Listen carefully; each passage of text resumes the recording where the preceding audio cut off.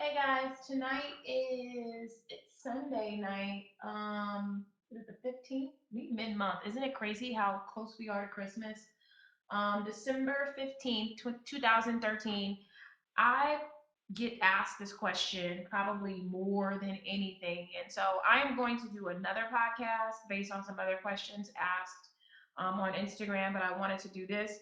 Um, Finding a mentor, how this really works, how I believe it really works, in hopes that you can get a better understanding of what you can be doing, or how to get one, or what mentorship really is. The number one thing that I have said before and I said today is that your mentor usually finds you.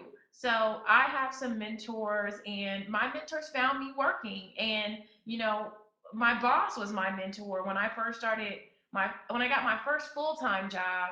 I was 25. I worked part time before that after I graduated college. My first boss literally, I mean, talked to me, and I've shared this in past podcasts. She helped me with everything from how to order at restaurants, because I was a black girl from Inglewood, California, and I had never had sushi. I had never been to Mr. Chow. I mean, I had never been to a restaurant on Rodeo Drive in Beverly Hills, yet, with this new job that I had meetings there. And so she literally helped me with everything from my skin to my hair to what to order. She bought me my first gift card to Barney's. I remember being like, what is Barney's? When I did a really good job for her, and she came in and she had given me a $250 gift card to Barney's. And the sheer fact that I had to go into Barney's was a total sort of mentoring experience, exposure, which I believe is your greatest education. And so I always get the question, your mentor usually finds you doing great work. So, as you'll be great, and you probably have a mentor and don't even know it, because I think people think that mentors have these like angel wings, and they come with signs on their forehead, and they fall from the heavens. I am your mentor. It's usually not like that. It's usually somebody who's helping you in a certain aspect in your life, and kind of like grooming you and shaping you. Another thing that you need to know about mentorship is it is not a life vest. You cannot be reaching and clawing for people to save you from the deep end, or even save you from the shallow end, because some people are looking for mentors in the shallow end, not even doing anything and wanting a mentor. And you it should be mutually beneficial. The few mentees that I have right now are young ladies that I work with.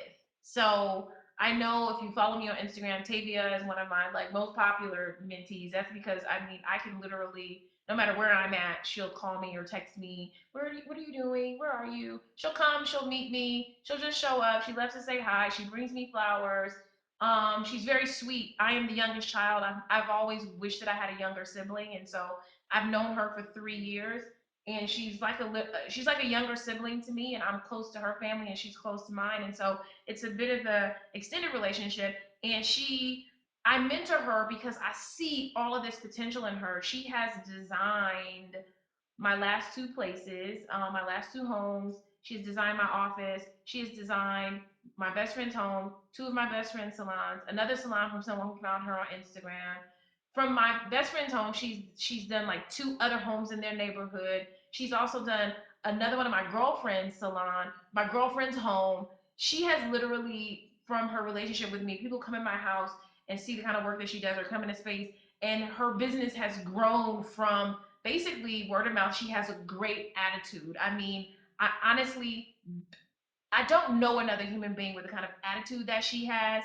And she is open to learning, and she's very, very sweet. And so it's difficult to not want her around. So she brings something to the table. Another person that I mentor is Ilea. She's a designer. Um, she designed my logo. She designs stuff for me all the time, and she is a tremendous talent. I worked with her before I started my business. When I had another business, I would work with different clients with her. And to be as young as she is, and the kind of eye that she has, and as fast as she moves, she is a great collaborator. So if she's the kind of person that if you know exactly what you need, she can get it out of your mind. If you don't know, she can't help. But I've worked with her, um, extensively finances. I want to help her be great because I believe that these girls are insanely talented. And so that's why I believe that, if you're just looking for somebody to help you and you don't bring anything to the table, like that's really not cool. And it's like you should bring something to your mentor's life as well. I bring things to my mentor. My mentor has never paid for a meal with me. I pay for every single meal because I appreciate her just, giving me the general scoop. She was the person who pushed me to stop selling myself short. I would always say, I'm like, no, she would be like, Myleik, you're better than this. And I'm like, oh, I'm fine though. And she pushed me until I finally believed it. Number two, it's okay to have mentors for different things. You have career mentors, general life mentors, relationship mentors, love mentors. Maybe there's just someone that you aspire, like it could be someone that you just aspire to live as light as they do, or a health mentor, somebody who eats healthy or exercises. It's not just one mentor. You can have a bouquet of people who are helping you, and they don't always have to be present in your life. They can be someone at a distance. And I always love when you guys hit me up and say that you feel like I'm your mentor. I dig that because, the reason why I do this is that I used to be a hardworking young lady, and I would be so upset that I felt like there was no young girl that looked like me that was down to help me. And so I'm here to help. And I'm not. I want everybody to do better together. I want us all to win. If someone reached out to me that they got a job based on some advice they got for their interview, however I can help you be better in life, I am here for that, like fully and truly. And I'm not just saying that. Like, I'm true to this. I do this for free. I don't care. Like, I love doing it because, take what you want, leave the rest on the floor.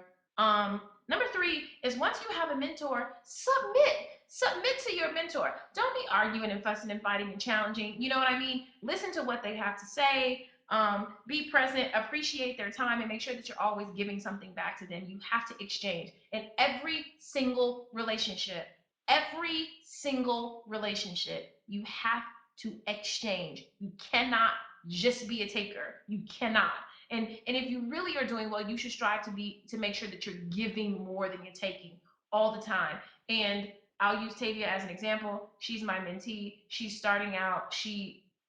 People always are like, oh, what do you get Myleik because she has everything. And when I tell you that she gets me the most thoughtful gifts, she knows that I travel all the time, and my makeup bag, my travel makeup bag is just wrecked. I've had it for like 3 or 4 years because I haven't found a better one.